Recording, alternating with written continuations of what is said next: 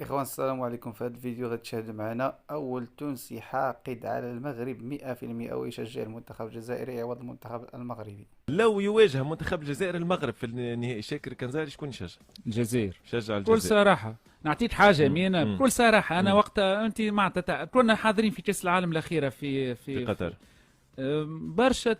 برشا توانسة وأنا ما نحبهاش، معناتها حتى مم. إعلاميين نتقابلوا في الميديا سنتر، والله منتخب المغرب يا أخويا قول لهم مبروك عليهم، هما مم. مغاربة أنا مش مغربي. مم.